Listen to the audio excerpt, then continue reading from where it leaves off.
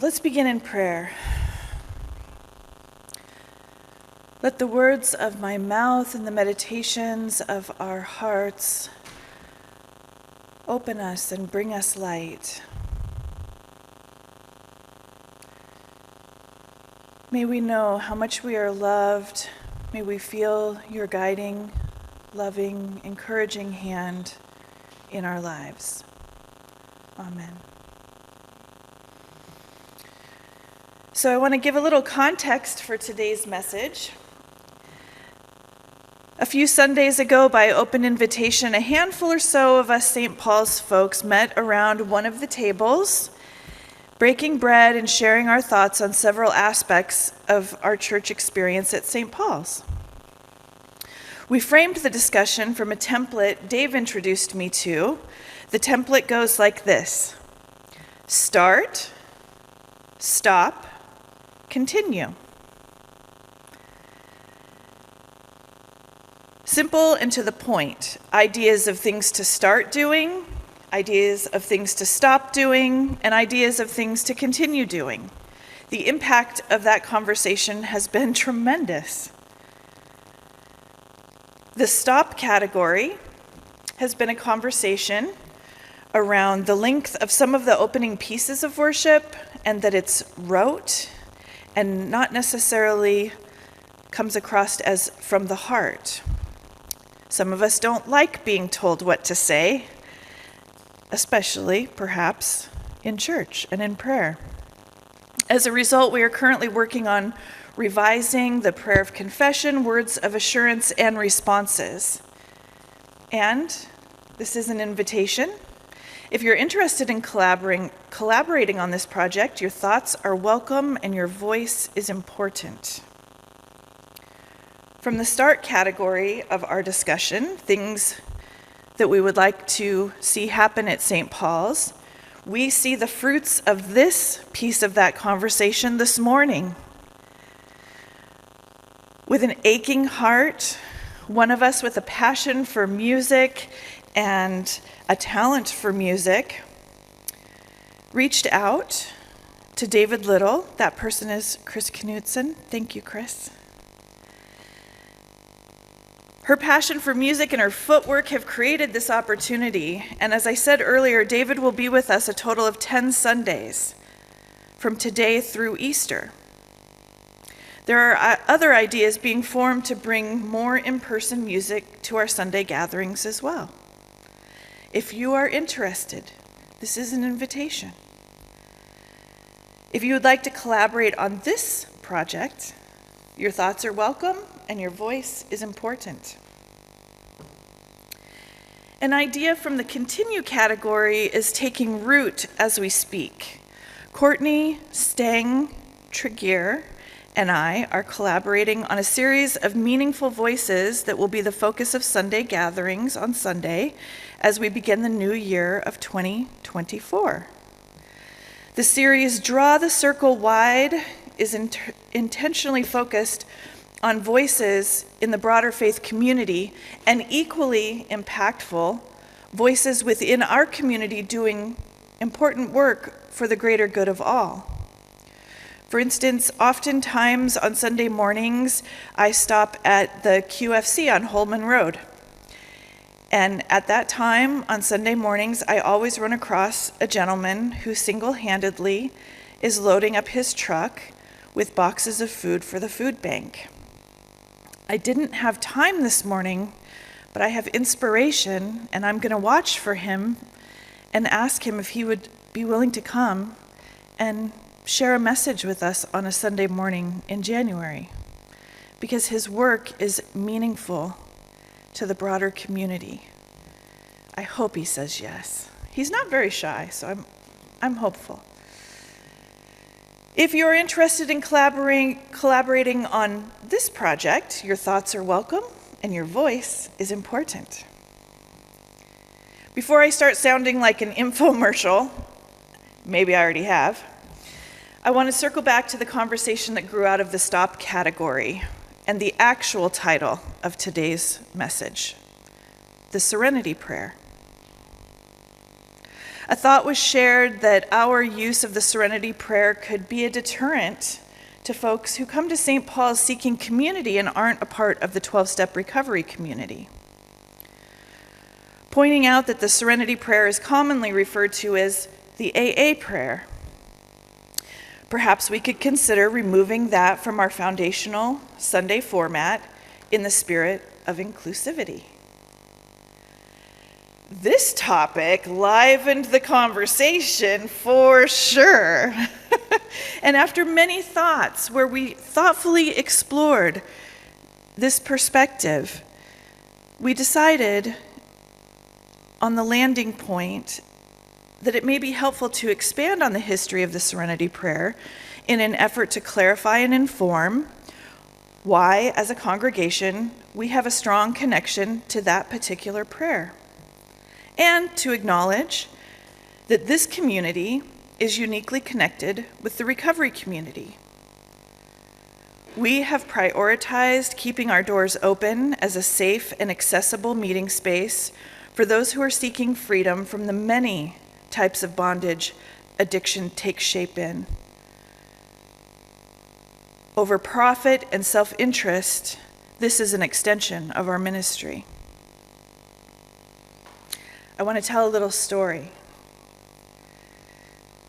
When I first came to St. Paul's, the carpets in Foster Hall were blue, and they were horribly stained with coffee. Horribly stained. Some of us stopped recognizing it, but some of us often pointed it out. And in an effort to welcome those people all day, every day into our space, we replaced the ugly blue stained coffee stained carpet with brown carpet so that the stains would blend in a little bit better and wouldn't be so obnoxious and noticeable. That evolution, of course, is what we have now with tile, where spills can be easily mopped up while lives are being transformed. That is who we are. Sorry.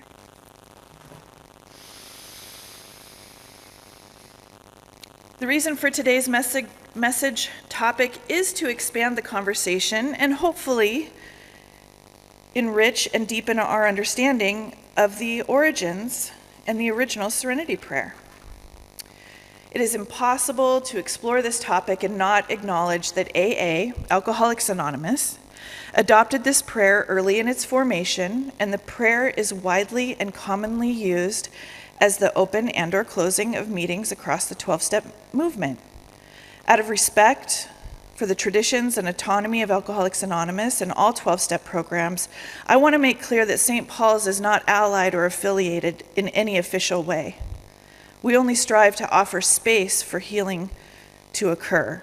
I do not speak for AA as I share these words found on AA's general website that did not print on my thing. One moment. Hold that thought.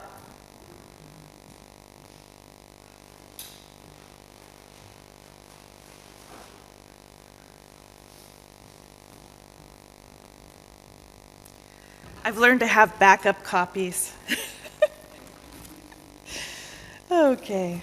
Hear these words from the AA website,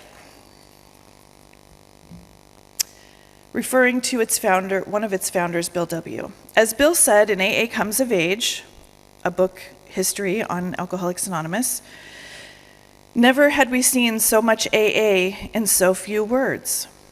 On June 12, 1941, Ruth wrote Harry S., a Washington, D.C. member and printer by profession, saying, "One of the boys up here got a clipping from a local newspaper, which is so very much to the point and so much to their liking that they have asked me to find out from you what it would cost to set it upon a small card, something like a visiting card, which can be carried in a wallet. Here it is. Would appreciate if you would let me know right away." Harry answered back immediately and enthusiastically, Your cards are on the way, and my congratulations to the man who discovered that in the paper. I can't recall any sentence that packs quite the wallop that does, and during the day, shown it to AAs that dropped in, and in each case, asked for copies. I send you 500 copies in as much as you didn't say how much you wanted. If you need any more, let me know. Incidentally, so naturally there will be no charge for anything of this nature. So even Alcoholics Anonymous borrowed this prayer. It was actually a clipping from an obituary, and it read,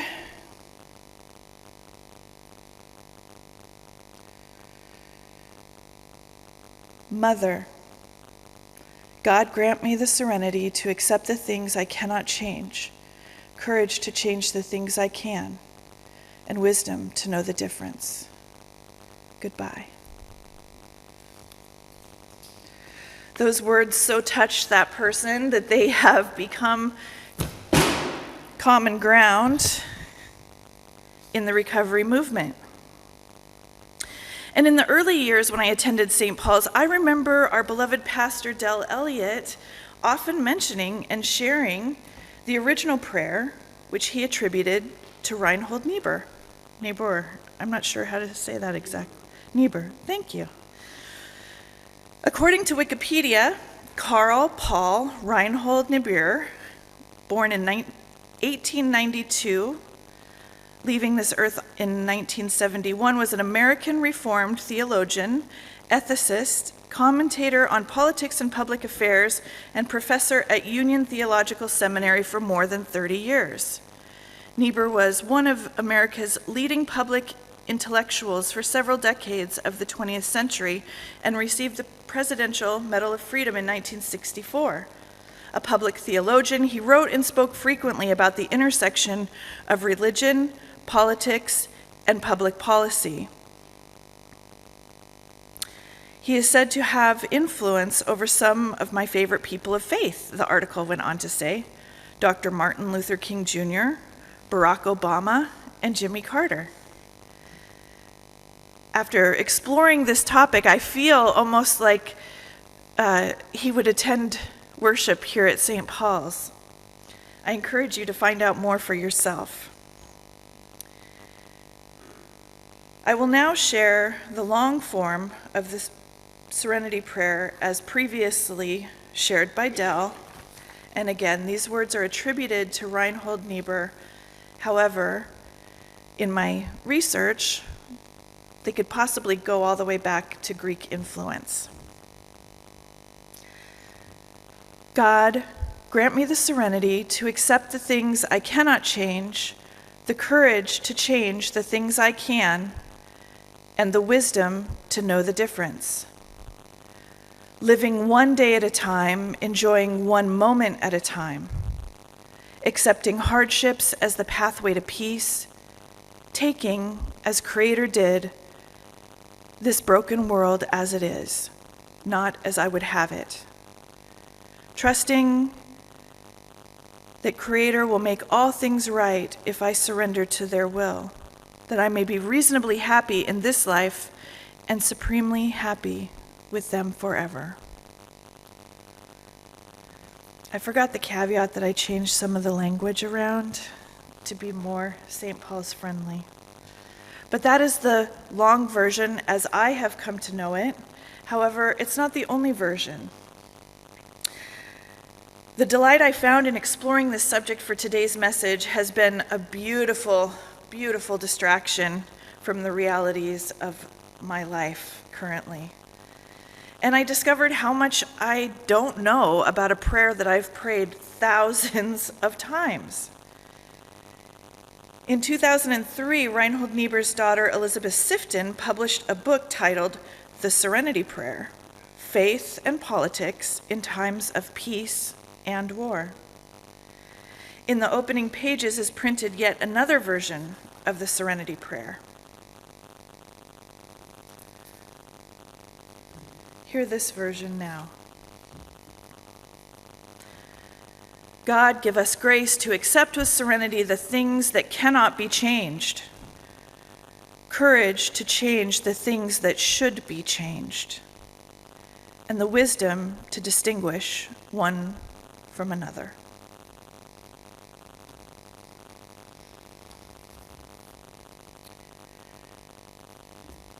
Although there were many paths to take when exploring the origins of the Serenity Prayer, what spoke most to my heart was the daughter of the theologian who is most assigned credit for the prayer.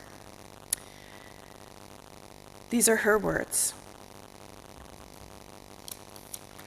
My father's story came to an end in the story of remarkable generation of men and women with whom he worked and prayed that also came to an end. But their example taught me the obvious truth that the story of a prayer has no ending at all. It must continue into the future. The story of the Serenity Prayer has no final cadence. Can we understand that prayer today? In an inanely immoral, frivolous, and profit-driven world, we are urged to fill ourselves with pride and self-esteem and armor ourselves with pretensions. We may lose the ability to hear such a prayer. Solemn rebuke from self-important priests would then fall appropriately on deaf ears, but the prayer is not grim, and it came from a free heart, from someone who trusted that the joyful life of attentive, listening, awe-filled, loving people must go on. The Serenity Prayer was meant for them.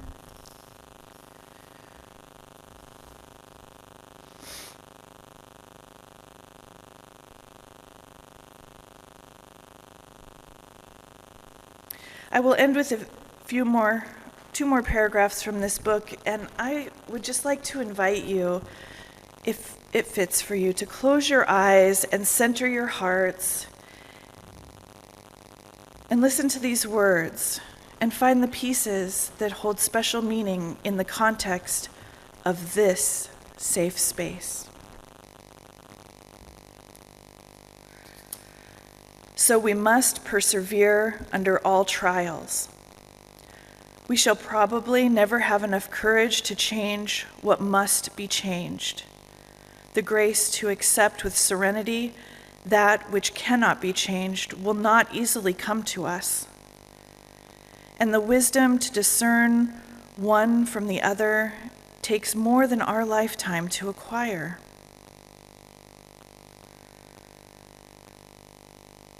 Nothing worth doing can be achieved in a lifetime. Therefore, we must be saved by hope. Nothing that is true or beautiful or good makes complete sense in any immediate context of history. Therefore, we must be saved by faith. Nothing that we do, however virtuous, can be accomplished alone. Therefore, we are saved by love. Amen.